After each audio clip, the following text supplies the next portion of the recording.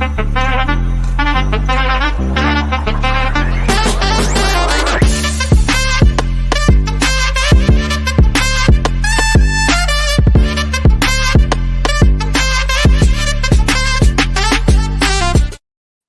back to Straight Facts. I'm here with, I don't recognize him today. I don't recognize my guy. The Don Husam is here with us, and nice hat. Nice hat. Listen, I'm a man of my word. I'm here. Low-key, I don't look that bad, as I first thought. It's, I had to go fix my beard today. With the beard fixing, it looks a bit better. Now, here's the thing. Because the terrace I consider it my second home. I'm gonna just take it off at the start for a little bit, and then after that, the hat's coming back. Let's say this. Let's say this, right? Viewers, get us to 1,000 likes, and then he takes his hat off. Yes, do done. that. 1,000 likes, and the hat comes off while we're live. So get hitting that 1,000 likes, and I'll take it off. Done. Yeah, we'll do that. We'll do that. They've got to work for it. They've got to work for that. They don't get to see your skin for nothing. Lots to talk about today on the show. Obviously, West Ham winning last night. What's going to happen with Rice in relation to that? Big Moises Caicedo updates today to go through. Arsenal planning a new bid for him. Obviously, we're going to look at Liverpool with Mac-Allister in, Thuram, Kane. I want to get your reaction to that as well. A little bit on Man United and Tottenham as well. Any questions the viewers have, you know what? Send them in. Member chats, and especially our super chats. We always prioritize them. So make sure they're coming in to us. But I wanted to start a little bit with Tottenham today, because they obviously brought Big Ange in, and I've seen Patrick getting cooked and losing followers because he slagged it off. There are some Spurs fans that are kind of, I don't know, they're maybe pretending a little bit like they're over the moon with this, but they're linked with two really good signings today. David Raya and James Maddison, and according to the Telegraph, Ange Postecoglou, I think that's how it's pronounced, has given Tottenham the green light to make a £50 million bid for James Maddison. Talk to me. 15 or 50, you mean? 50. If they do a deal like that, I mean, that's big business for them. James Maddison, does he move the needle enough at Tottenham for you? I mean, here's the thing. What last season has taught me is I'm never going to back Tottenham ever again. I was backing Tottenham heavy. I said, if Liverpool and City somehow fall off, Tottenham are going to be in the title race. I was just fully backing them and stuff. And it just came back to bite me, to be honest with you. With Postecoglou, he was the former Australia manager. So I watched him, of course, in the Asian Cup. Jordan beat them as well, by the way. Hold that. When it comes to Postecoglou, listen, it's just like it's just, you know what it is, Terry? I don't even want to be an a-hole today. I'm just calm. I'm happy, but I'm not gonna sit here and pretend like, bro. Spurs, it's just like, you get Mourinho, you get Conte, it doesn't work. Okay, you go down the Nuno Santo, who's Premier League proven, it also doesn't work. You then go and you get this Postecoglou guy, and when it comes to Maddison and Raya, yeah, they both would be great signings. But at the same time, no one can deny, we sat here last summer and we thought Bissouma was going to be a great signing. We thought Richarlison was going to be a great signing. We thought all of these guys were going to be a great signings. And it just doesn't work out for them. But when it comes to Maddison, look, he's a great player. When it comes to him, personally, from the team that, of course, when Leicester, got relegated, which probably is a shock to everyone still, I think he's probably the prize. Out of that entire squad, he's the prize. He's the guy that you would ask probably 90% of Premier League fans, and they'd have. I'd take him at Liverpool. Probably many people would take him at United. Many people would take him at Arsenal, at multiple different clubs. So I think with Maddison, like, he makes everyone better. But with Spurs, I just don't trust them as an institution. I know they're about to get something wrong. I know they're about to mess something up. And from Raya's perspective, is Brentford to Spurs that much of a step up? Is it a step up, really? They're a big six club, but honestly, like, they're both competing for nothing. At least with Brentford, you get like props, you get respect. People go like, Brentford Football Club, they're doing really well this season. They're actually in the top 10. People are putting respect on their name. When it comes to Spurs, no one respects them. No one cares. And it's just I refuse to fall for any Spurs hype anymore. I'm just not going to do it to myself, because when I fell for it last summer, it bit me in the ass. So I'll be damned if I get bit again. But Maddison's a fantastic signing if he goes through, of course. Yeah, look, Maddison, we know how good a footballer he is. We actually know how good David Raya is. I think on paper, these two signings for Tottenham are class.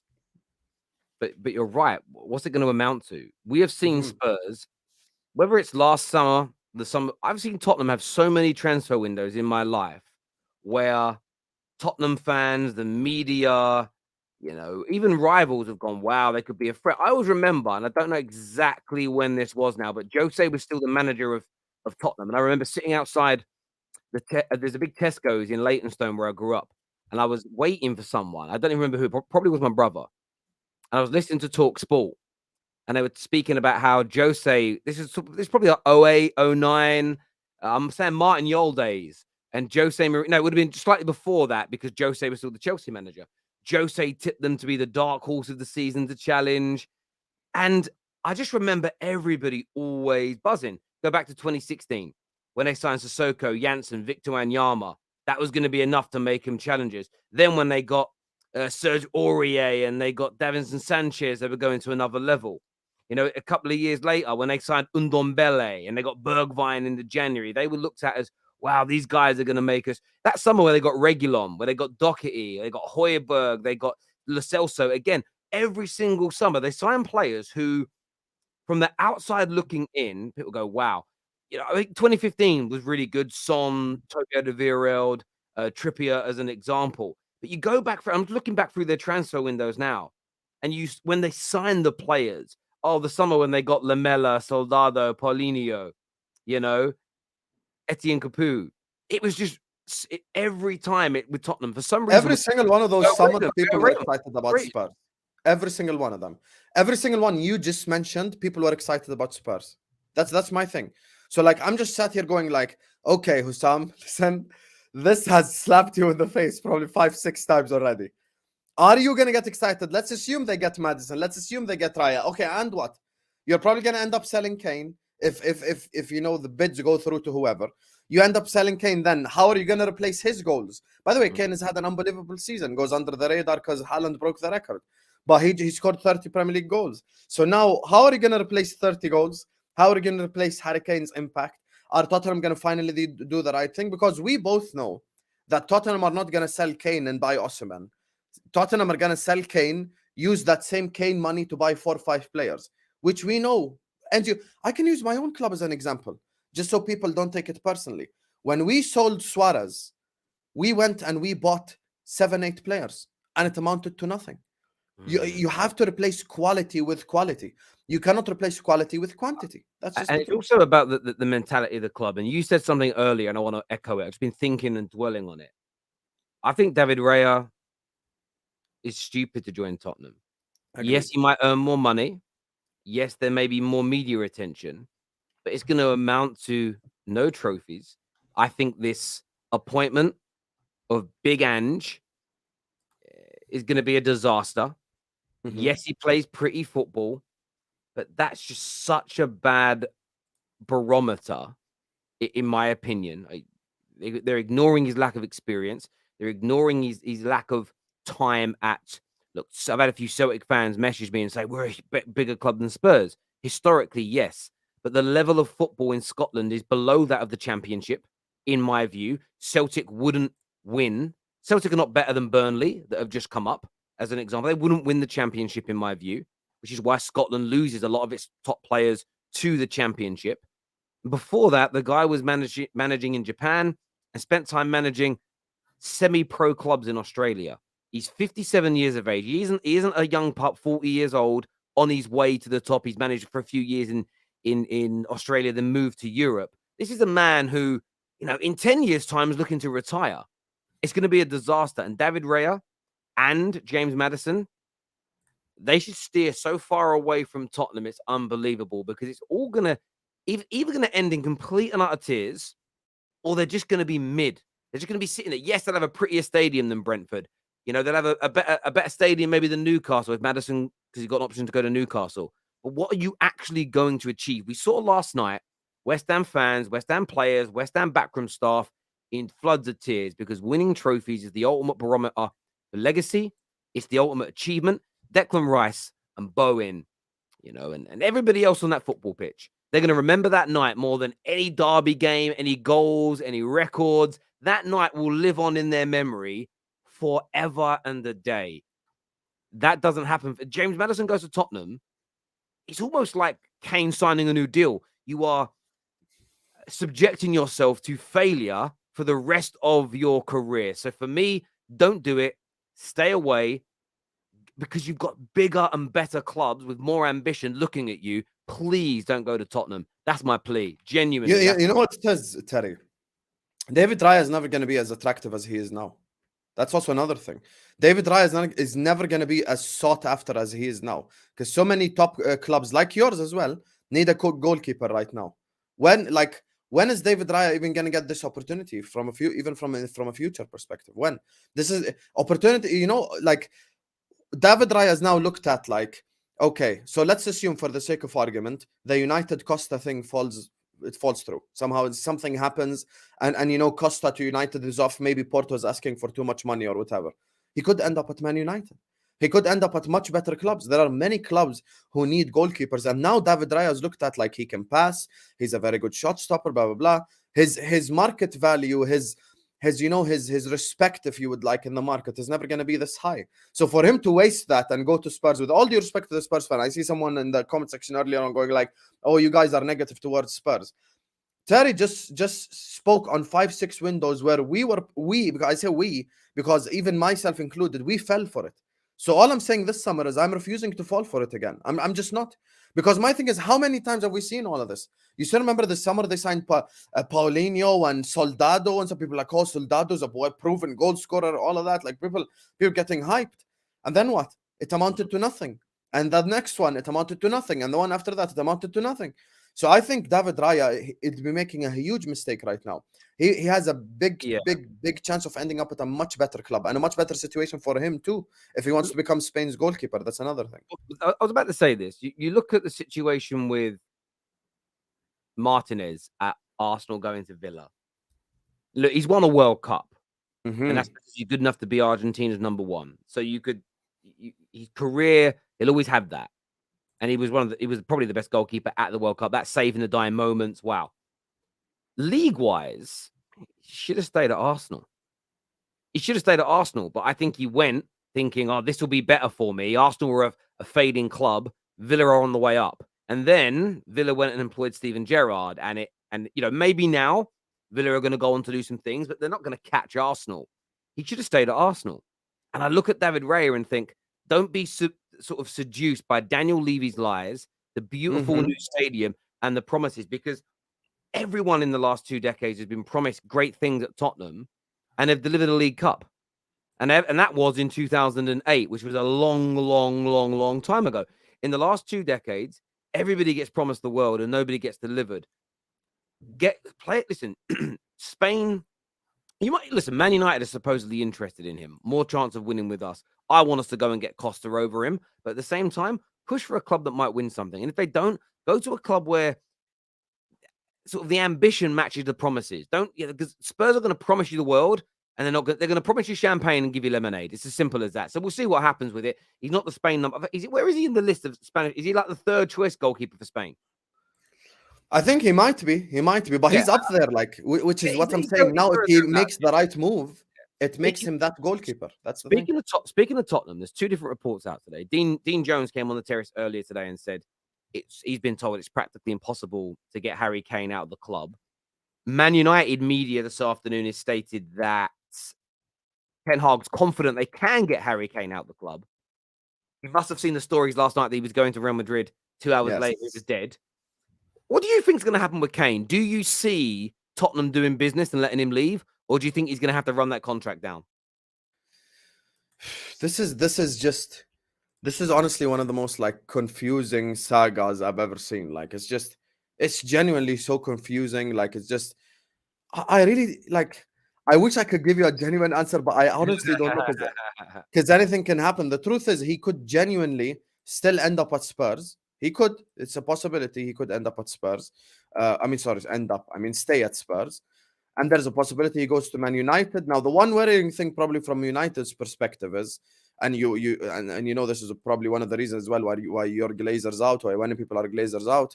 When it comes to like you guys being in the Champions League, you guys probably spend less money when you're in the Champions League than when you do qualify to Europa, because it affects their pockets. So now that they've gotten sort of the Champions League money, maybe perhaps they don't spend as much. But when it comes to this whole situation, look, if I'm Harry Kane, I'm gonna be fair, just like I was fair to David Raya, and I spoke my honest truth. If I'm Harry Kane, with all due respect, I'm not saying this in any insulting way, I make the move to Real Madrid. Because that move to Real Madrid is going to be the move that finally elevates him. Because you look at it, he's replacing Karim Benzema. So he's going to slot in there next to the likes of Vinicius, next to the likes of Rodrigo, going to be managed by Carlo Ancelotti. I understand if Harry Kane's like, I want to break the Premier League goals record or whatever. Like, I hear that, and that's a fair argument. But my thing is, playing for Real Madrid is a once-in-a-lifetime opportunity. That opportunity is not going to call itself again. Because guess what's going to happen? If Karim Benzema, he's leaving to Saudi, if they replace him with someone else and that someone else bangs, Harry Kane is never going to get called again. So what's worth it now? You actually having a legacy in your career. And when it comes to La Liga as well, one other thing that probably Harry Kane, even from an individual perspective, needs to think about is, if he does move to Real Madrid, even his PR from an individual awards perspective is going to go up, because as soon as you play for Real Madrid, Barcelona, you're immediately on podiums. Like, it's just how it goes from an individual perspective. I think Harry Kane should demand a move, and I think Harry Kane has been failed by the Spurs institution. He has to hold accountability, of course. I'm not saying he is not accountable. I think the strongest argument you'd probably have is Harry Kane isn't clutch, which I hear. He's probably not the clutchest of clutch players. However, I think Tottenham as an institution is a failed institution. And he's the world-class player. He's the clear gem there. So from his perspective, he should demand a move away. And from Man United perspective, listen, if Harry Kane doesn't come, that'll be a blow. I saw United fans yesterday going like, I don't want Kane because he hasn't won a trophy at Spurs. People have actually made that argument. People are saying Harry Kane isn't a needle mover, which I disagree with. I was actually arguing for him. But I think, look, there are options in the market. You could go out there and you could get Osimhen, you could get players like that. So, yeah, that's my honest. I listen. I understand that the reason I think Real Madrid are a much safer bet in terms of winning trophies. He'll never become a Real Madrid legend. There isn't enough time, in my view, because their standards are so high. And even at Man United, he isn't guaranteed to become a legend, even if he wins as a Premier League. If he wins as a Premier League and a Champions League, there's more chance, but the standards are higher at our clubs. It's as simple and as straightforward as that, because of what people have won and achieved.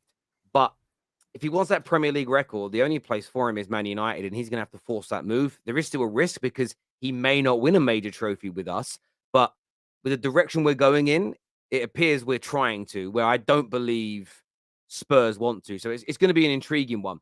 We have some super chats here. First one says, Husam, when you shaved your hair, you should have given the hair to Terry. My brother needs a few more. Just joking. Well, the hair looks all right, bruv. But yeah, by the way, we're 300 likes away and the hat comes off. So 300 more likes. Petition to get the cap off that bald head now. Just hit the like button, people. There's 2,000 watching. It should take no more than a second to go past 1,000 likes, because you all should be hitting it anyway. Take the cap off of Sam. That's cheating. After it's coming, don't worry. You should have been here for the start of the show. I mean, it's not really cheating because you could see me being bald. Yeah. Hey, Batman called. He wants his hat back. Is that a Batman hat? Yes, it is. It is a Batman hat. Yeah. Okay, I like it. Hey, Shavy, take the Batman hat off. Or what are you, 6 years? There's nothing wrong with having a Batman hat or a Marvel hat as a grown up, as long as it's the right kind of design. Nabil, that stuff's cool. That stuff's legit cool. Thank you for the super chat, brother. Big up the bald Bruce Wayne, spitting facts is what AJ says. What's your reaction to Messi going to Inter Miami? I really wish he went back to Barcelona. But look, Messi has achieved everything that is to achieve in football. I've kept the same energy for Ronaldo as well. They both just achieved everything. There's nothing really left to achieve for them both. They've cemented their legacies, and listen, he's probably gonna go enjoy the Miami sunshine, play some second grade football, and just enjoy his life. I think it's a massive move for the MLS. And if you're watching right now and you live anywhere in the US, and in these next 2 years you don't go watch Messi in the flesh, you have failed. You need to go watch Messi in the flesh. That's all I'm saying. You do. A little harshly, I think Barca were right not to bring him back because he's so far past his best. It's unbelievable. And Barcelona are nowhere near their best. They cannot afford to accommodate him with how much of their budget he would take up salary-wise. They have to invest that money into young, up-and-coming players. So I think it's the correct move for Barcelona to not get involved in any way, shape, or form, or at the very least, not to commit stupid amounts of money. Obviously, he turned £1 billion or $1 billion down from Saudi. He's obviously going to earn very good in America, but nothing stops him doing 2 years in the MLS, and they'll probably offer him something similar then to go to Saudi for a year or two anyway. But I think, Miami, it's a beautiful part of America, but a wonderful place for people that come from a South American and a Latin vibe. The culture around there, I think would suit him. What a place to go be, playing for David Beckham's team as well. So, yeah, fair play to him. Good luck. And it's the end of an era with both Messi and Ronaldo leaving. But it proves one thing. At 35 years of age, Ronaldo was still scoring hat-tricks in the Champions League. And Messi is going off to the Hamburger League. So, congratulations. But it proves Ronaldo was better. That's my take on it. There we go. What a World Cup for Ronaldo. This here says opinion on people saying West Ham have had a better season than Arsenal. I've seen teams get grilled so much for finishing second. They have been one off, not the most heated clubs in England. Yeah, do you think West Ham had a better season than Arsenal because they won the European Cup last night? Oh, this is so annoying. This is honestly so annoying. Listen, I've been, Terry, I've had enough of defending Arsenal over the last week. Like, I've generally, I know how many streams I've defended Arsenal on. You know how many streams. Here's my question, just in general to everyone watching. Are we placing zero value on a title challenge just because it didn't work? Are we saying it's valueless? Are we saying it has no value whatsoever? It has value. Arsenal being in the title race has value. I said this to Terry even when he spoke on the whole Man United Arsenal thing. I said Arsenal have had a better, more successful season because I just think they challenged for a title. Had Man United won the Europa, I would have went like United had a better season. Hell, even the FA Cup, I would probably said that. But it's just, we have to place value on actually challenging for a Premier League title, you guys. We cannot just push it to the side like it means nothing. We genuinely can't. Because look at it this way. All banter aside, had Arsenal not existed this season, City would have won a Premier League title in third gear. They would have genuinely never pushed on. They would have been in second, third gear, and they would have won the Premier League title. And I know you guys like to banter Arsenal, and it's F Arsenal all day, every day. I get that. But from a genuine perspective, guys, having a title race matters. I swear it matters because it's an improvement. If you ask me right now, Husam, would you rather have the Carabao Cup or a title race? I'm choosing title race. Would you rather have a Conference League or a title race? I'm choosing title race. Now, if you tell me, would you rather win the Europa League, for example? Would you rather, FA Cup stuff? I understand that, but there's value. For me, the Carabao Cup is the least valuable trophy. And I've kept the same energy for my own club. It's not like last season I was like, yeah, we won it. Last season I said, listen, man, it's just the start, and it's going to be great if it's alongside other things. When it comes to the Carabao, it's just not valuable for me. The Conference League, now from West Ham's perspective, winning a European trophy is massive. We cannot push that to the side like it means nothing as well. So I could hear that argument, but at the same time, what works against West Ham is just 4 weeks ago, they were in a relegation battle. Do you know what I would say is this, right? It almost becomes about reaping what you sow. Arsenal fans came to Man United when we lost the FA Cup final, talking about, winning an FA Cup in your first season is not for everyone. Ha ha, our season's better. So, of course, every action creates a reaction. Mm-hmm. So West Ham win, and it was inevitable that Arsenal and Tottenham were going to be attacked. Tottenham because they haven't won a trophy in a long time. West Ham are a smaller club, and they've gone and won one. Arsenal were going to get stick because another team won a trophy and you didn't in London. They've had a better season because that became by the way, it wasn't Man United fans who started the debate around who's had the better season. Equally, when it comes to European glory, that's 2 major European trophies for West Ham. Sorry, 3. Arsenal is crazy considering how much better they are domestically than every other club in London. But when it comes to European trophies, They're so far behind everybody else in London, they're always going to get stick. But this is what I've been talking about it all season, Sam, where I like to banter my rivals. I like to laugh at my rivals. But when it's all day, every day, non-stop banter, firstly, it becomes boring and milked. And secondly, all you end up doing is creating a bigger reaction against you. You spend an hour or two debating people, bantering people, ripping into their club's achievements. You know when your team fails or a team close to you, a local rival or a general rival does something, you're going to get bantered. And it just becomes a really boring, toothless, moronic, almost tit for tat. Does that make sense? And from a point of view of West Ham will feel like they had the best season out of every club in England this year, because emotionally to them, what they've gone and achieved, they don't care about City doing a treble. They will sit there and go, my cup meant more. There's that little kid it went viral a few weeks ago for calling AZ Alkmaar Alphabet FC. Real Cockney boy. I loved it. Bawling his eyes out in a video I saw last night and crying his eyes out because his team won a trophy. He may never see it again for the rest of his life. So they're going to think it's better. I've heard Gooners all year say their project is more exciting than Man United's project. Not to Man United fans, because it's our club. I can't be more excited about Arsenal than I am my own club if I believe in what my club's doing. Now, if we weren't looking to sell the club, if Ollie was still here and we were staying with the Glazers, of course I would say Arsenal's looks more promising and more exciting, but I'm really happy with the direction we're going in, and I can't be more excited for others. It's just weird to me. There's football banter's always existed, and you can have fun with it. But we've got to a point now where, you've said it, you're getting sick and tired of defending Arsenal. But the reason you're sick and tired of it is because even for you in the spaces, it's become monotonous. The level of, it's just like, oh, fuck off now. I can't even listen.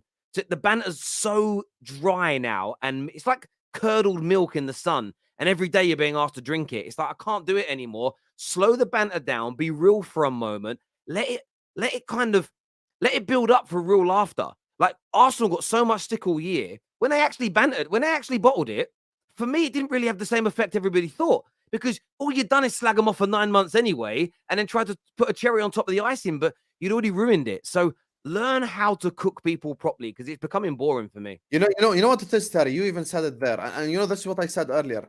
Guys, I understand banter, you know? Screw Arsenal. Haha, Arsenal bottled it. I get it. But the season's been over now, like, what, 3-4 weeks? We've already known that Arsenal aren't winning the league. On a real, you can't just take a step back now and just go like, if it wasn't for Arsenal right now, this Premier League would have genuinely been a joke. Okay, I understand Arsenal bottled it. I understand Arsenal should have won the league. I understand Arsenal being top of the league, 93% should have won it. 100%. All I'm saying is, if Arsenal Football Club's title challenge did not exist this season, Manchester City would have won this Premier League in second gear. Who would have challenged them? Obviously not Liverpool. Obviously not United. Obviously not Newcastle. They needed someone. And that someone was Arsenal. So I'm just placing a little bit of respect on that. You have to. And also, we have to get out. And I've been saying it for 5 years, and I think more creators are cottoning onto it. You can assess individual seasons. So who had the better season? I get that. But seasons are not just isolated from the start to the end, because football is a cycle. So what you achieve and grow to this year typically bleeds into the following campaign. So, and you can't, it's so hard to ring fence that out of your mind, because you know that you're building. The way Liverpool ended the year with a good window makes Liverpool fans excited. If you ended the year how it was in the beginning, the way you're feeling now will be very, very different. But that's just me. This super chat here says he's already a legend at Tottenham. He only has to win trophies, and that's Real Madrid. A lot of people would say he's got to go to Real Madrid. They really, really would. We have hit 1,000 likes, by the way. We've hit 1,000 likes, people. So it's time for Husam to reveal his big bald head. Take the Batman out off, my friend. Take it off. See, you know, because I'm from a small city in Jordan right here. This hat right here was the only thing I could find. This is it. There was nothing else. Ain't no Nike, ain't no Gucci, ain't no nothing. This is what I could find. But because the terrace is my second home, you guys are welcome. Bald Husam is in the building. Mate, I'm not going to lie. It looks better than your hair. Nah, no way. My head's too big. That's the problem. Have you got a big head? You got one of them people with big heads? Yeah, but it's all right, bruv. Show us a side view. Show us a side view. Like profile. Oh, yeah, I see what you mean there. You got head like a bus. I get Yeah, you. it just I'm only doesn't work. joking. Doesn't work. Yeah, it doesn't I'm work. one to talk. Look at the size of my forehead. Do you know what I'm saying? My forehead is huge. There we go. There's the bald head, people. Keep hitting that like and share button for us. Man United are linked with Kim Min-jae, but Newcastle now are reportedly looking to get in on the act. It's a very weird deal, this one. Man United need a centre back, but the Man United press are kind of playing it down like Maguire's got to leave for it to happen. There's lots of contrary reports playing it down as an example. Do you think Man United are going to get him? United need to improve their backline. They need someone like him to come in. But do you see Man United getting this deal over the line, or do you think someone like Newcastle might come in and steal him away? You know, me and you had this conversation the first time the whole Kim Min-jae thing happened. And I told you, Terry, it's going to get to a while where everyone's going to want this guy because of his release clause. So if someone moves more serious than Man United, then we can't blame Kim for going to that club. That's just the truth. And I'm going to say the same thing about Arsenal later when you ask me about them. Like, you look at this Kim Min-jae stuff, right? And I'm going to use my club as a positive example for once on Straight Facts for the first time. Liverpool need a midfielder right now. We need midfielders, to be fair. But as soon as the window ain't even, by the way, the window ain't even officially open yet. And we've already signed the first one. Like we've already, you just have to be aggressive to solve your problems. Now you look at Kim Min-jae. What stops PSG tomorrow from going like, we need a center back? Kim Min-jae is worth 40 million. I want him.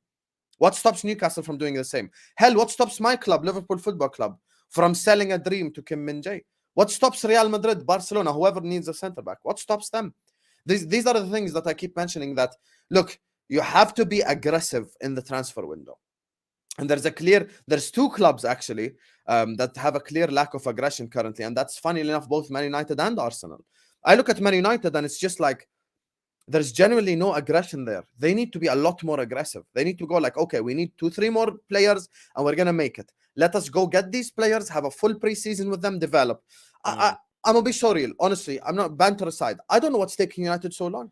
It should have been like all of this should have just been in the works, done, ready, set, and yeah. Like I think the issue, just to interject, is that the buyout clause doesn't exist until the 1st of July. So there's another 3 weeks until that's eligible as an example. But I think with Man United, I think there could be an issue surrounding who our owners are going to be. Both the gym and the Qataris have basically said, look, we need some answers because the window opens in a week.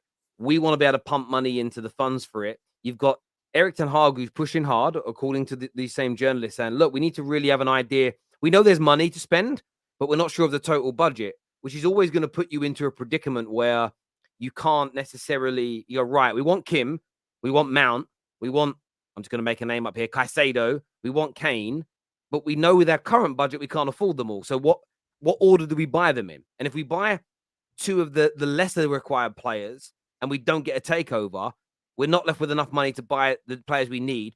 If we go for Harry Kane, it's not going to be done quickly. It's going to take all summer. But Terry, what did you yourself say about the Kim thing? You said you would do this. You said I would pay them a little bit extra. Go like, you're gonna lose him anyway in 3 weeks. Like I would call Napoli and go like, Napoli, you're gonna lose him in 3 weeks for 40 million. Here's 45. Done. Like it's just even honestly, like just give them 5 million extra because they know that the guy's gonna leave for 40 million. There's nothing they can do about it. Just give them a bit more money. What's also interesting though, all the Napoli, I think I pronounced Napoli's based press and a lot of Italian press are all saying it's done. It's dusted. It's over the line. It's exactly going to be a Man United player. The tier ones, the Fabrizio, Santis, I actually messaged a few of them. I've messaged Fabrice Hawkins, and they're all like, yeah, we don't know what's going to happen. The British press are playing it down. But the Italian press, barring Fabrizio, are all adamant he's going to be a Man United player. And I don't know the mileage in that. You could argue clicked onto their website, but their websites are all in Italian. I don't know how many Man United fans read and speak Italian, but it doesn't really help in terms of clicks when the articles are in Italian, so that there isn't much money in it for them to just use Man United's name. So it's interesting, but I agree with you. I worry about this being a deal that falls through our fingers because he's so good. He's a massive upgrade on Maguire, and Newcastle are a serious team. And there's not been a lot of noise around them since the Premier League season ended. And no noise is good news. And they are going to come up and they are going to take a handful of players away from big teams no shadow of a doubt in my mind that is going to happen. But we'll see. We can see how this transpires in the coming days and weeks. Viewers, let us know what you think. Where will Kim Min-jae end up? Will it be Man United? Will it be Newcastle? Or will he stay at Napoli? I would love to know. I want your thoughts and I want your feelings. Here's the thing, though, Terry. This is only going to affect Ten Hag and Man United as an institution negatively. That's the thing. Because, like, I hear what you're saying on the whole Ratcliffe and the whole Qatar thing. We know, listen, these things that have been going on for the last 3, 4, or 5 months. It's not like something new. We know it's a takeover. It takes a time and all that. But at the same time, the transfer window is about to open in like 6 days. Like, we don't have time for this crap. So the Glazers just not making their decision. And this is, as you said, this is just going to affect Ten Hag and the board and people at Man United negatively because they're just sat there like, okay, so how much, what's our budget? What are we going to get? Blah, blah, blah. So these things all matter. And at the end of the day, the only people who are going to be affected negatively are Man United fans, the Man United manager, the Man United players, because they're all kind of just in the dark right now. And they don't know what's going to happen to their club. And they don't know their budget. So they don't know where to spend first either. So that's the problem.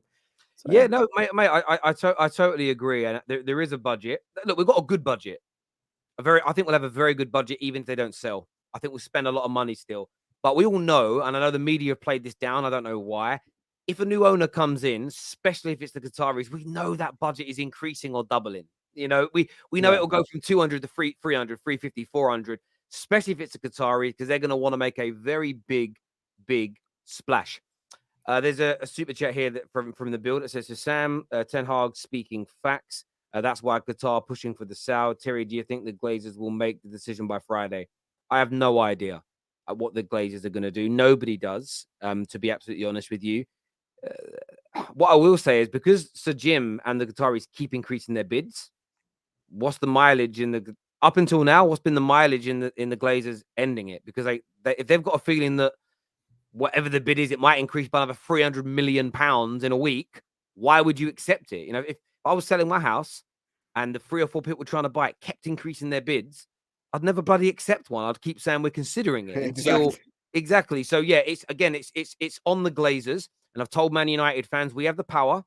All threaten to cancel your season tickets, not go to games, not going to buy the new kit, boycott everything. I even think this, and I'll join them. All the Man United fan channels, no more content about the club. Let's bury them. Let's make them go radio silent until they sell. And I guarantee you, because of how much that would damage the club, they'll sell quick. They'll sell quick time. But that creates sacrifice, and most human beings don't like to sacrifice things they love.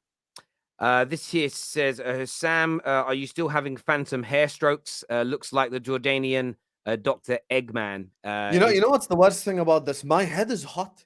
And I'm not saying I'm angry. Like, it's physically hot as in, like, temperature.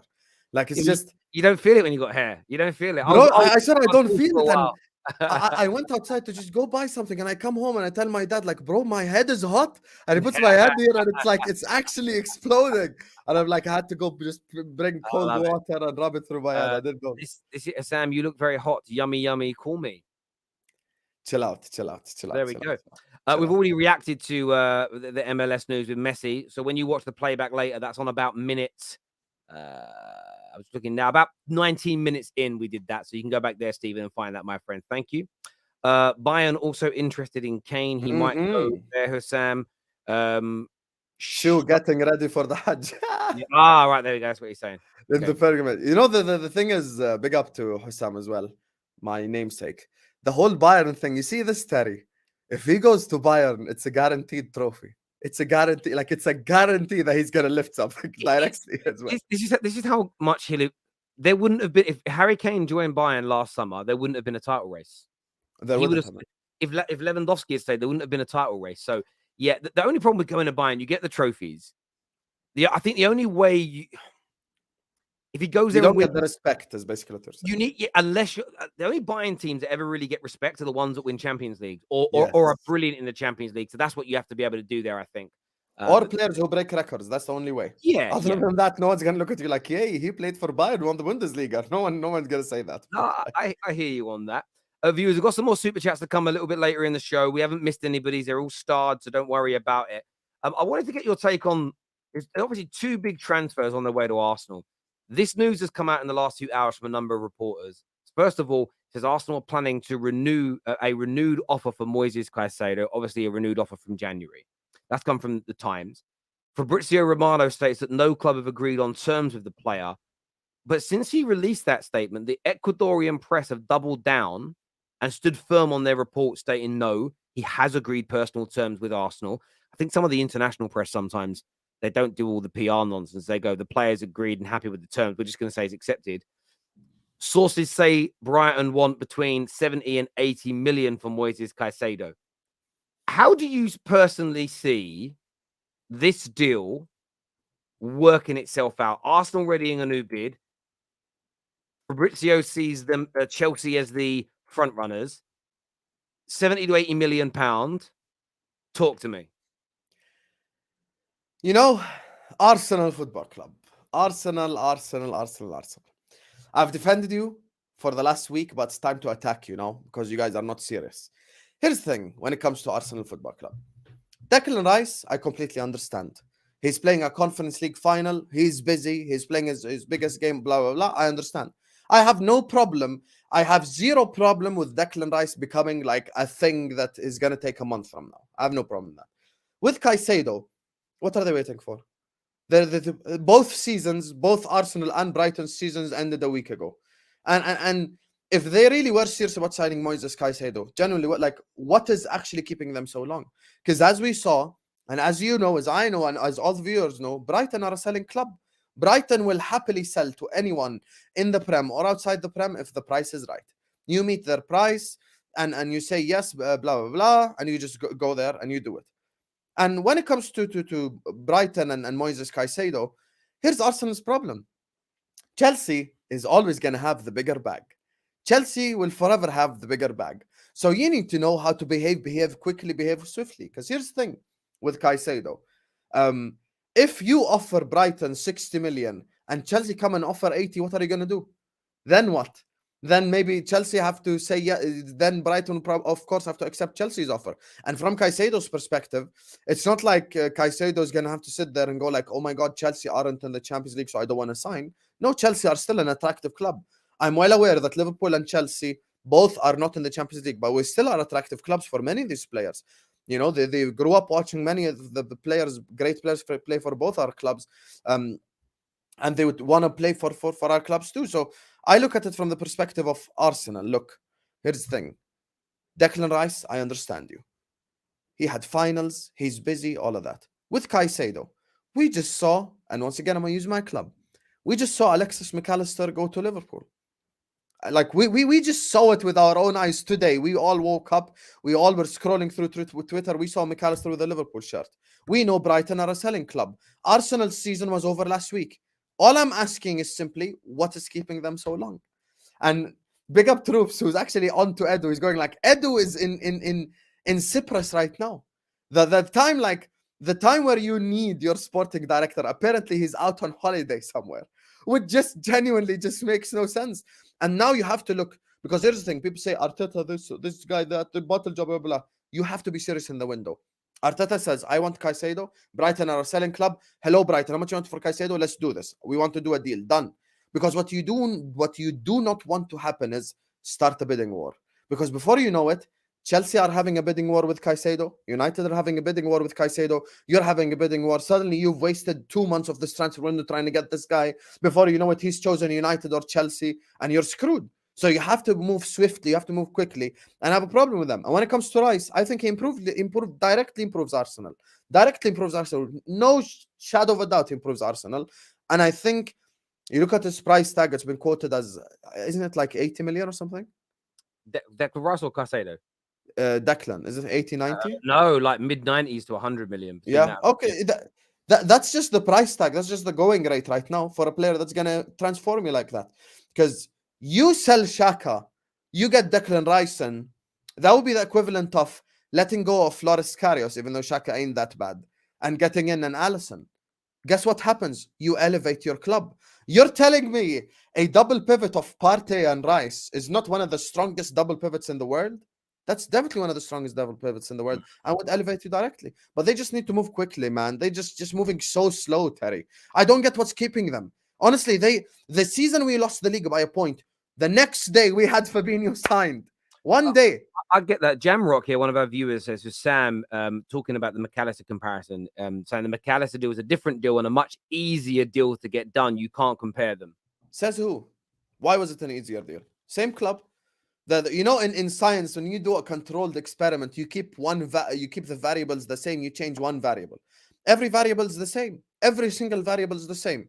Actually, Arsenal have better variables for them because Arsenal are in the Champions League. You say it's an easier deal. Yeah, it's supposed to be easier for Arsenal because they're in the Champions League. No, Liverpool are not in the Champions League. The club is the same. Brighton, we all know, have some guy in South America that none of us have heard of, ready to come replace Caicedo for 3 million. We already know. So they are a selling club. I look at it this way. A lot of people have called out why they haven't done it yet, and I've been thinking about it the last few days. It wasn't something that was in my mind's eye, and I do agree. If Lee said something yesterday, and I've just dwelled on it overnight, thinking about it, not consistently, I just thought, it's a fair point, to be fair, that if he was the number one priority in January, because they bid 70 odd million, why haven't they bid again now? Now, yes, Jorginho has come in, but Xhaka's going and they can move El Neni on. So they've got two leaving. You bring in Declan Rice and Caicedo, suddenly you've got Partey, Jorginho, Rice, Caicedo. That's your midfield four, plus Odegaard and Vieira from a more attacking point of view. That's your 6 players to cover 3 positions over the course of a season. On paper, you're looking at one of the best midfields in Europe. On paper. We don't know how they'll all play together yet. It's one of the best out there. Go and get it done. Then all you really need, you add that kind of engine room to your team, add a bit more firepower up front, and they're going again and challenging for the title. The risk here for Arsenal, and Dean Jones said this about Declan Rice earlier today, and again, I've dwelled on it, listened to what he said, and thought it makes a lot of sense. Arsenal, as far as he's aware, everyone he has spoken to, Arsenal are by far and away leading the race for Declan Rice. The Bayern Munich talk, don't worry about it. Doesn't really want to leave London, loves the idea of playing for Mac-Allister. Then get that bid in, get it done. The owner of West Ham has come out publicly today saying, we promise him he can leave. This deal should not be a summer-long saga. Get them both done and early, because I think if Arsenal were to get this bid in for Caicedo, 75 million, get it agreed. Say 92 million, agreed with West Ham. And by the 15th of June, they are both holding Arsenal shirts, and they were sent off on a 2-3 week holiday before pre-season. It isn't just, well, Gooners can sit back and relax and enjoy the summer. The message it sends to City, to Liverpool, to Man United is, we mean business. I've read reports today that Man United are looking to do something very similar. They want to get 2 or 3 deals done early because the manager is aware that United takes so long typically to get business done. It sends out the wrong message to everybody involved. And public perception is key. Not PR where they're twisting things, but genuinely achieving things and doing things quickly when it's tangible is important. So I do agree with you. Arsenal have got to, and if they can't get Caicedo, then you've got to focus elsewhere. It can't be we've realigned our attention elsewhere. Well, you've got to go and spend that 70, 80 million on another inside forward or another striker. If you say they can't get Caicedo, cool, and go and buy Vlahovic. Go and spend that money on a killer up front, as an example, or another brilliant inside forward. We know that Rafinha, there's money problems at Barca. Go and tempt their arm. Like, you've got to go and do something with that money if you don't get that player. It can't be, we'll wait until January, because who knows what happens in the August to January period. I know what happens when you wait. I know what happens. You messed true. up. You can't. So don't wait. You can't do it. You have to go out and get it done. Look, and I think Arsenal, I genuinely do think Arsenal have got a chance of getting both. I don't do the boring, weak banter with no Paul, no European heritage. Why would anyone play for Arteta? Listen, Jorginho, I know Chelsea weren't in a great space, but Jorginho could have walked into a number of teams across Europe, got into a number of clubs, and he chose Arsenal as an example. Partey had the world at his feet when Arsenal signed him. Saliba, one of the best up-and-coming centre-backs in the world, chose Arsenal. Same for Gabriel when he picked them as an example. You know, Gabriel Jesus in the summer had Tottenham and Chelsea, who in the summer were perceived a better place to go than Arsenal by the majority of fans, chose Arsenal. So it is a nonsense that nobody will pick Arsenal. But this is about them getting these deals over the line now and delivering. Otherwise, the pressure will start to mount. They can get both. There's the money at the club to get both. Go and get it done. Bolster that midfield and make yourselves a powerhouse in that area. Because Rice, by the way, as well. Again, I thought Rice was brilliant last night. I heard someone say that Amrabat schooled him. I'm like, but it shows the lack of knowledge. Do you want to know why? Because DMs don't go up against each other. the DMs go up against the attacking midfield. Amrabat was very good yesterday, but Amrabat was amazing because Amrabat's brilliant. Right. He's brilliant, but they don't play against each other. Like the DM goes up against the other eights. That's what they goes up against. Exactly. And in all fairness to West Ham last night, go back and watch the game. Barring the goal, where are all the shots on target and the peppering? They had more of the ball, but Declan Rice in his midfield shut them down from being able to penetrate. But that's a by the by. He will do a brilliant job. And Amrabat's been linked to Man United today. I'd take that brother tomorrow at my club. Add him into that midfield area for us. He is absolutely great. But there's some super chats here regarding this Arsenal situation. First one says, as you always say, Terry, they are saying positive messages to both Rice and Caicedo, but the delay shows a preference for Declan. Do you think that's what it is? Do you think it's a case of if they get Declan, they'll walk away from Caicedo? Or what do you think? Why though? They need to get both. That's my thing. Like, I don't think one's enough. And the injuries this season has proven to Arsenal fans that they need more. And by the way, Arsenal fans, with all due respect, I say this.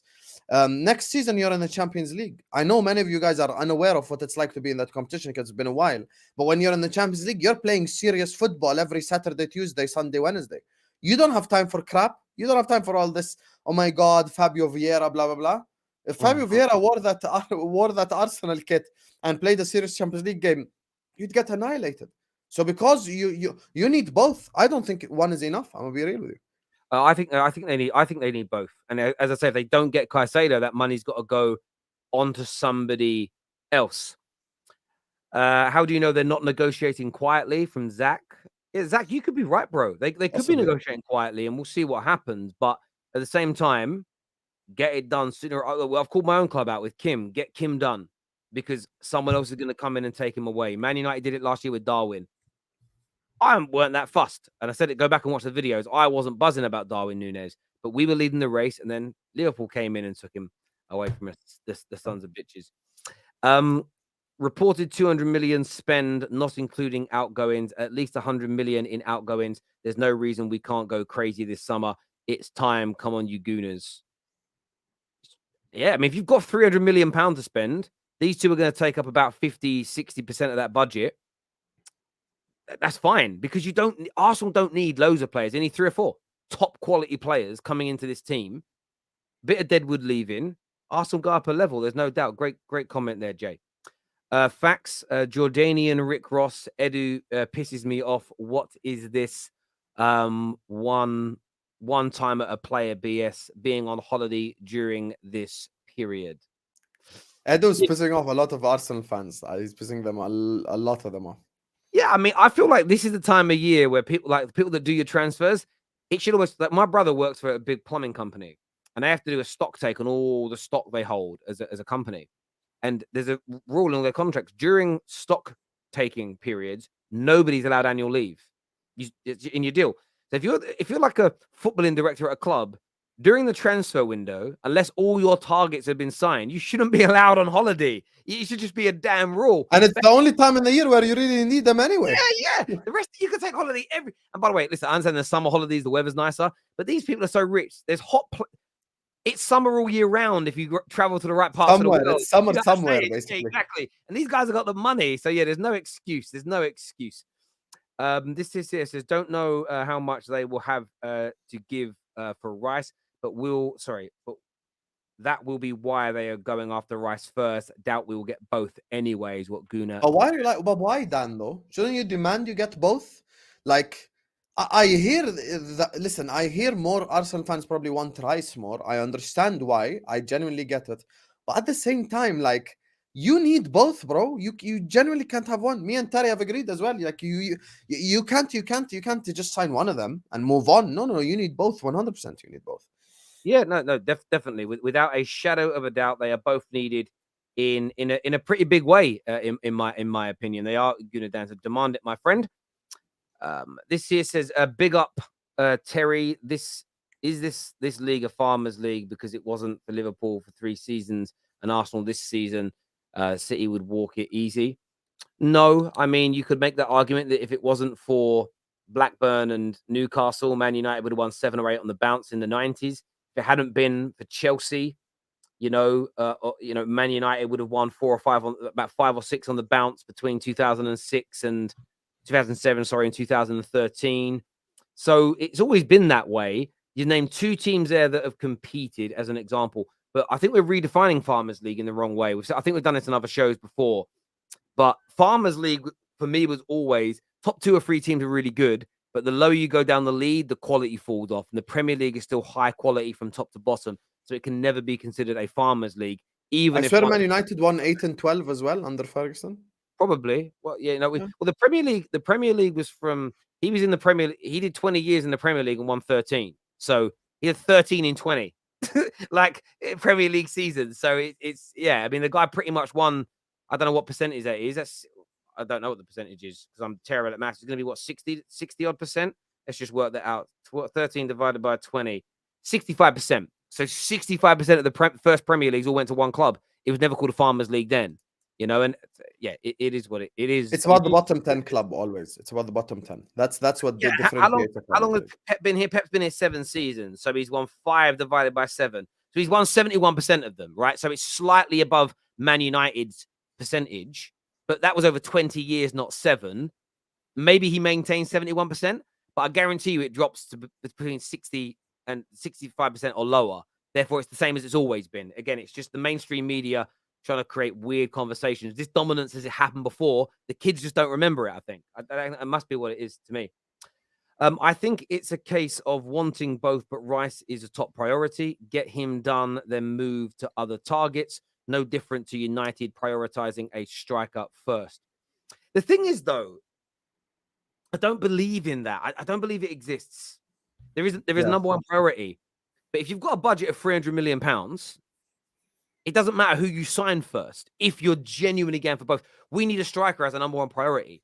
But if Harry Kane's gettable but takes 2 months, I wouldn't expect us to not sign Mount and Kim and Costa in the meantime, even though Mount is the main player we're after. I think you don't sign your number one target first. It doesn't. Otherwise, the summer where Liverpool tried to sign Van Dijk and missed out on him, they wouldn't have signed anybody else because didn't get number one target, got to wait till January. No, it doesn't work that way personally. But maybe I've kind of missed. Maybe I'm wrong. No, you're right. This whole priority thing is just cap. I'm gonna be real. It's just a way to just make an excuse for people. Like, oh my God, Rice is the top priority. Okay, so Rice is busy with the Conference League. If you want Caicedo that badly, you could have had him. You genuinely could have had him. That's my thing. Like, Brighton are a selling club, you guys. They've consistently sold their top players. They've consistently done it, and they've been off for the last week. You could have got it done anyway. Yeah, no, I hear you. Guna Dan says they should, but I'm 30 now. I've watched them let us down most of my life. If they do, I'll go London and get a home and away kits with Edu on the back. Go on, my friend. That's what I like to hear there. Imagine him sat there with an Edu shirt. That'd be funny. I love that. That's really good, my friend. Tevin with a super chat. Long time no see, Tevin. He says, but don't you think your priority price can increase if you go big on your secondary price? I could be wrong. You are, listen, there is an argument in that. I understand it. But let's just say you've got a maximum price you're prepared. You should kind of do your budgeting based on what's the maximum I'm prepared to pay for each player before you walk away. And there'll be an upper limit. So I don't think... even if you end up paying 10 million more for Rice than you want to, there should still be enough money for Caicedo. However, if Brighton are saying we want 120 for Caicedo and you got to pay 120 for Rice, you ain't got the money, then fair enough. But they're both around between 80 and 95 million. You've definitely got the money in my personal... Everyone knows their price anyway. It's not like it's like some sort of surprise. Like, everyone knows. No, I hear you on that.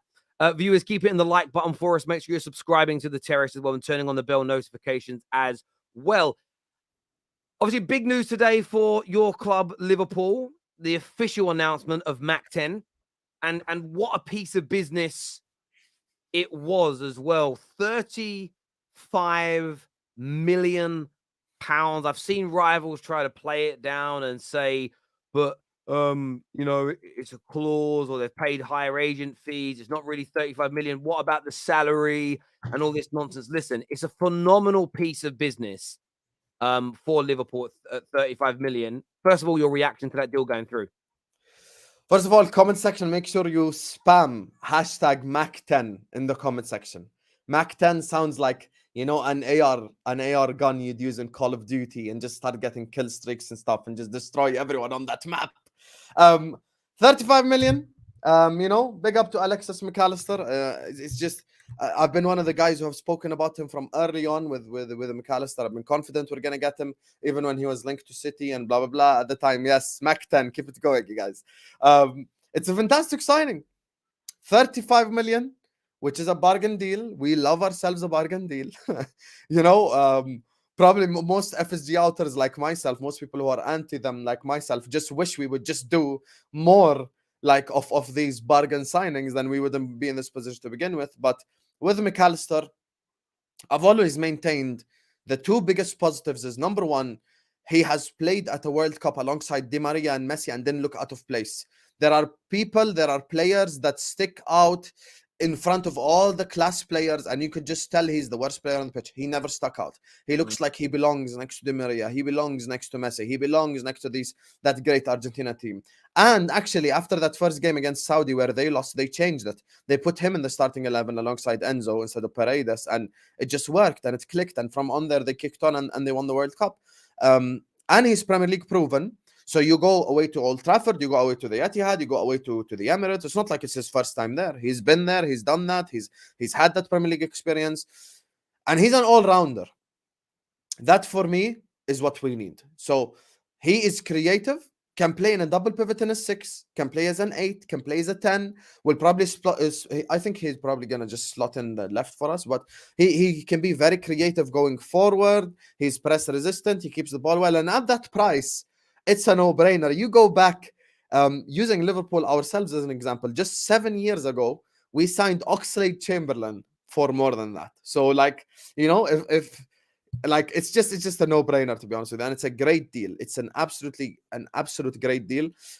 But my energy will never change. Terry knows this. I've already said this on the terrace multiple times, and I continue to say this.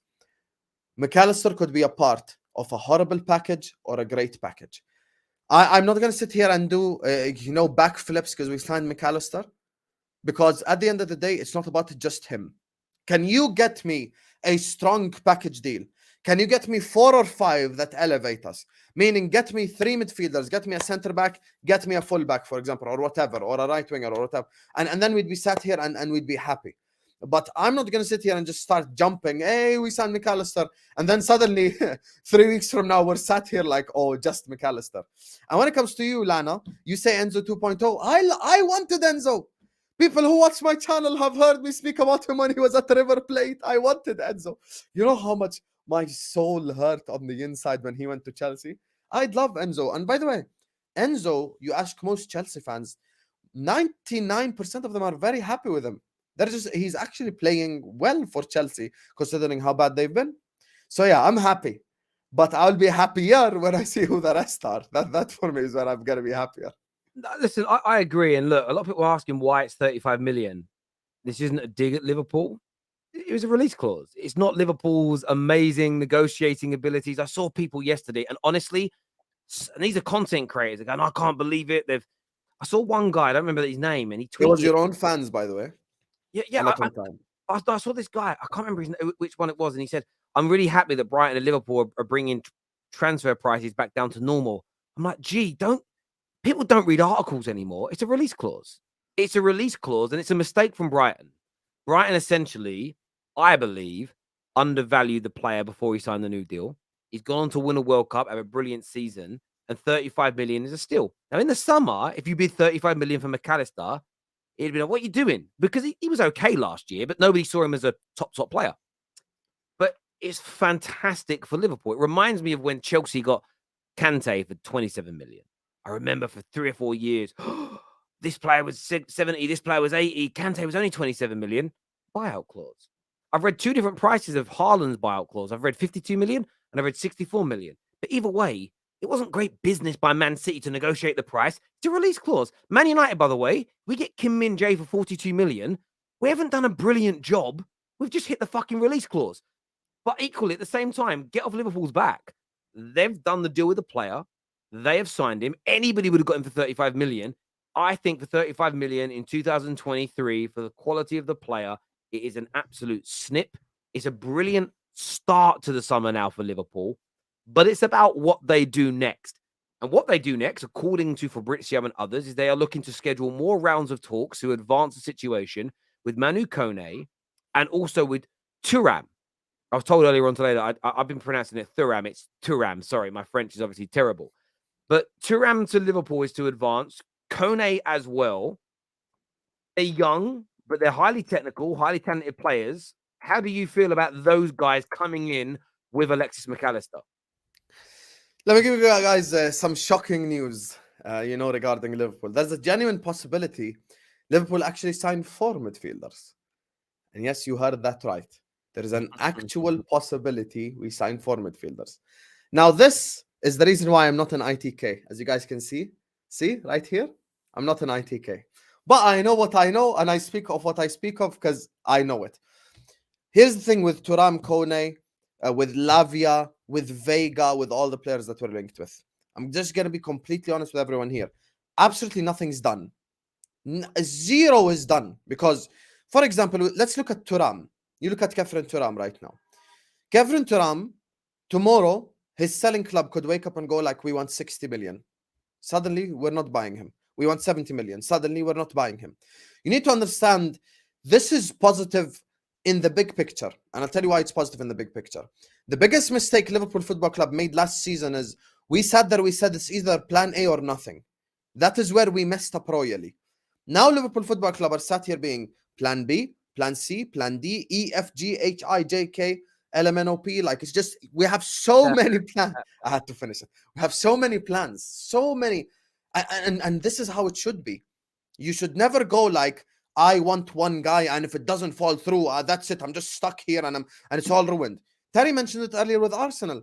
If Caicedo don't want to join Arsenal, then what? You're just gonna sit on your ass? No, you have to go buy someone else. It's not like only Caicedo provides. So from our perspective, okay, there is interest in all of these guys.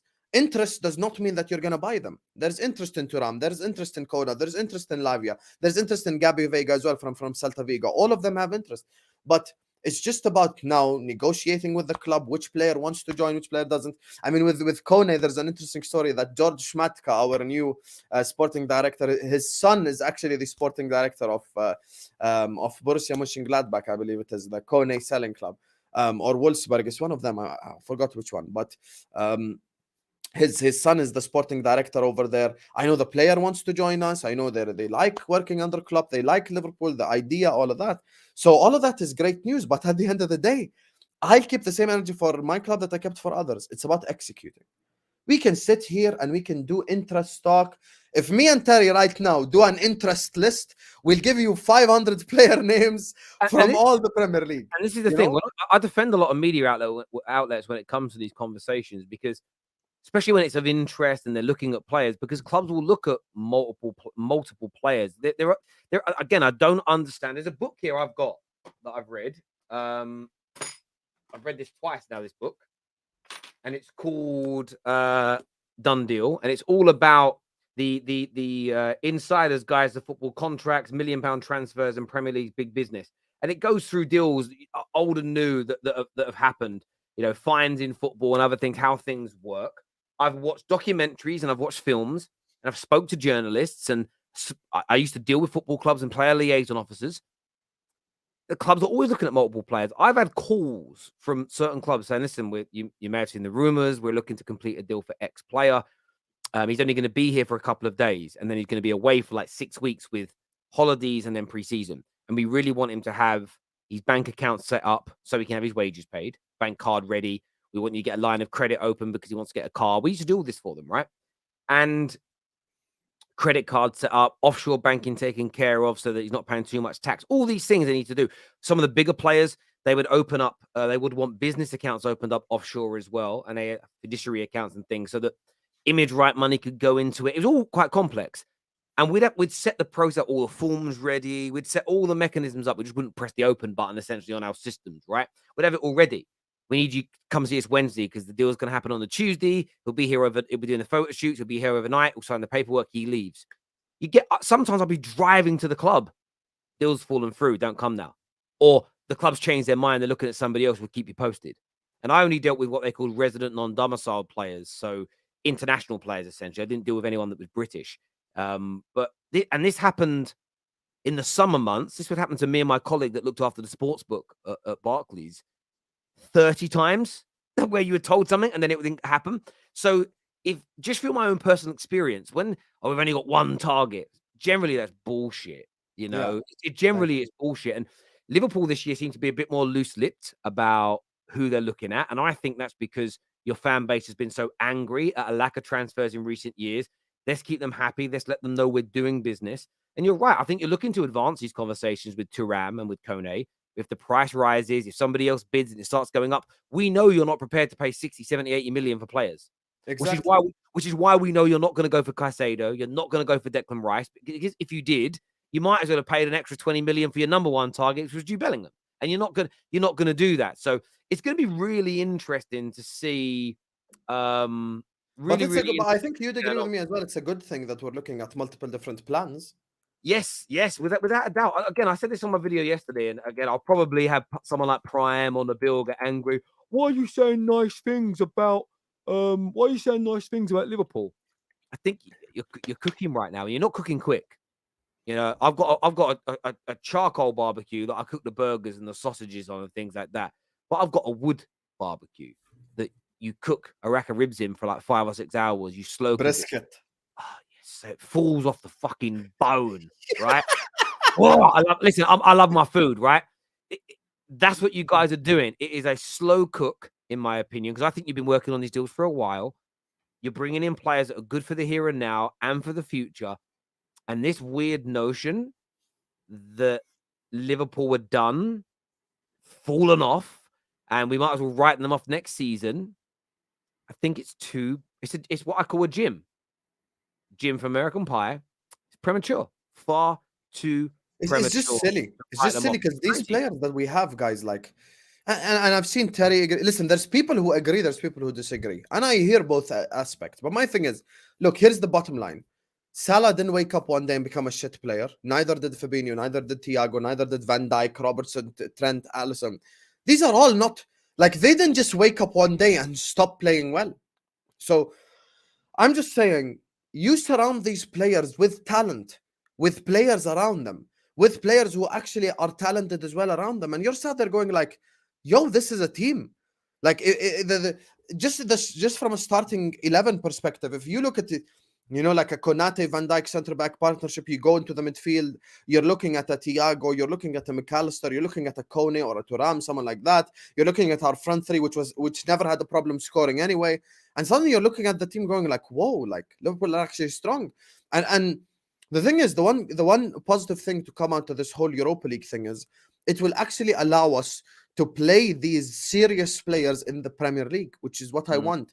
These, you know, let the Hendersons and the Elliots and the Curtises and the Gomezes, the Matips, let them play in the Europa League. I have no problem with it. Listen, you've got 6 Europa League group stage games, you've got the Carabao Cup, you've got the FA Cup. There's plenty of football to go around for everyone. So my thing is, like, Liverpool are not done with. But Liverpool, just like any other club heading into this transfer market, should be serious. Now, the positive thing from my perspective as a Liverpool fan is we've started off serious. We ain't sat on our ass waiting. We ain't sat on us going like, oh my God, release clause. Let's look elsewhere. Let's search elsewhere. None of that. Okay, release clause 35 million. Done. Here's 35 million. Let's do this. That's what I like. So I have every right to like that. And I think this for us now is simply a very good first step. We just have to go second step, third step, fourth step, fifth step. That's what. Absolutely, as you say, it's a good start, but it's not how you. My dad always used to say to me, "It's not how you start, son. It's how you finish," and that's obviously very, very important indeed. Oh my God, they have what? What happened? I thought this was a lie. What happened? I'm gonna put it on the screen. I thought this was a joke. How dare they? This is Wow. genuinely, in my opinion, one of the most embarrassing things I've ever seen on social media. I cannot believe it was real. I thought it was a screenshot, but I'm going to put it on for everybody to see. Tottenham Hotspur, for advertising the new kit, have got Richarlison and they've wrote the words R9. Oh, you scared me, Terry. I thought something happened. I saw this earlier. Something did happen. Spurs have called Richarlison R9. They've called him R9. This is so embarrassing. One Premier League goal, R9. And then earlier in the Spurs section, you accused me in the comments, why are you not backing Spurs? Back what? What am I backing? Yes, Maddison, Raya, yay. And what? What, are you going to win something? Are you going to do something? No. So it's pointless. I'm never going to back that club ever again. This was for me the biggest lesson. Do not back Liverpool in the transfer market. Do not back Spurs on the football pitch. It's as simple as that. That's what I have learned.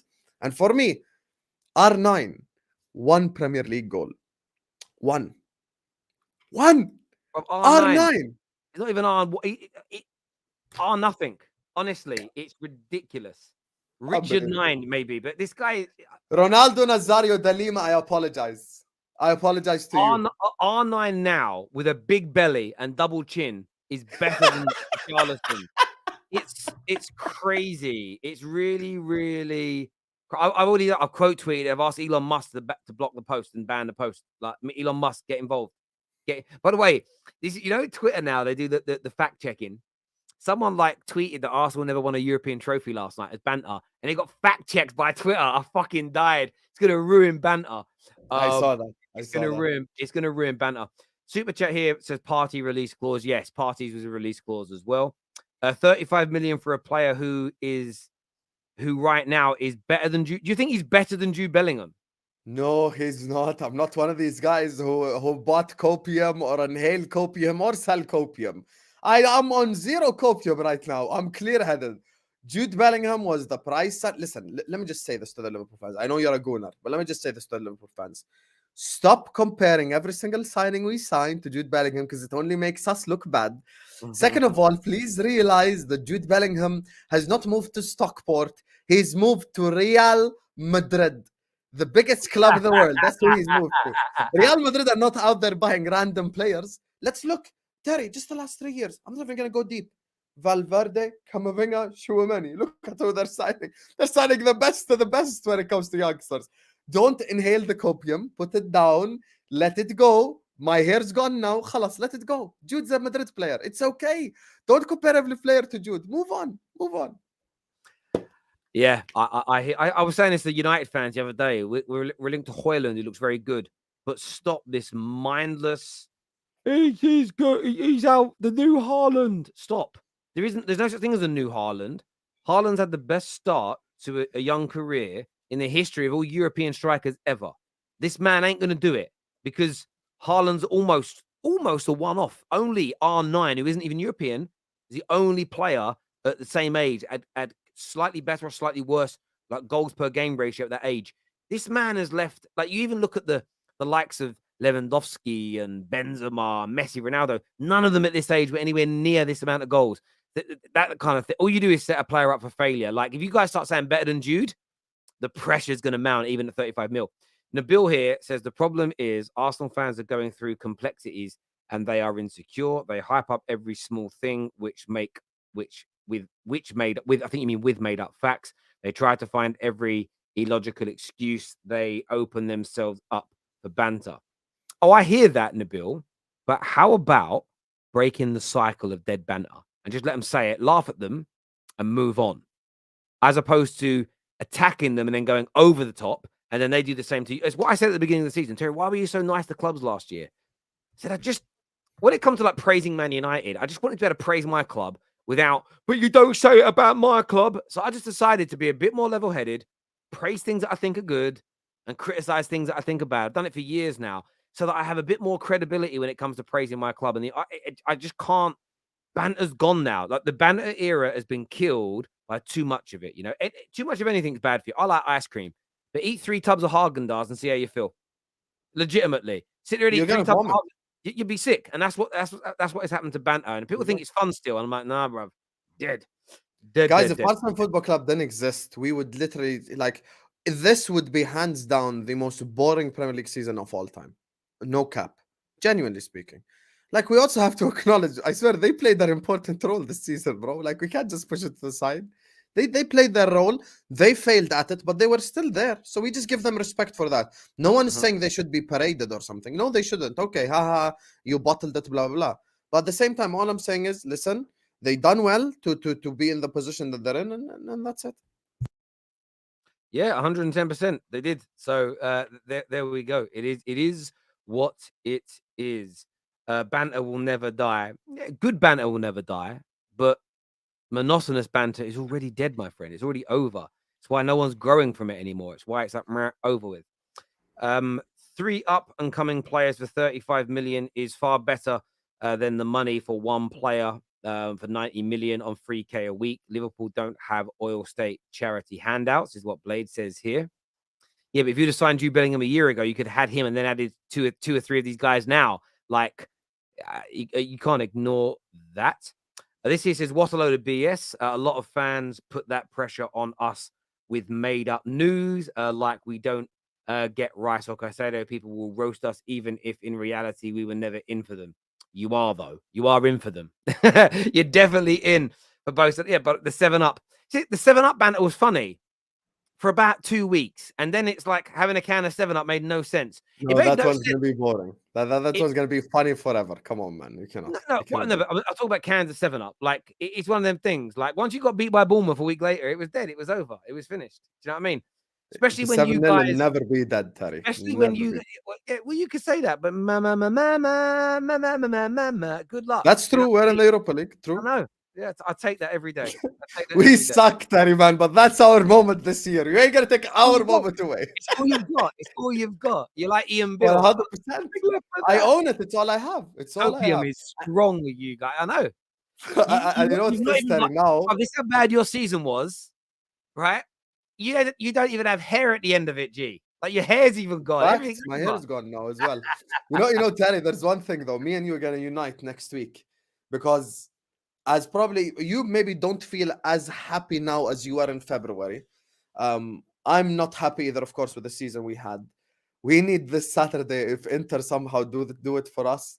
Manchester City, who have had an infinitely better season than both of us, are still gonna get crashed on. It's just the truth. We can't like we have to be real, you know. Do you know what it is? Like, we obviously ending the season not winning the FA Cup was disappointing, but on reflection, like, we had a very good campaign.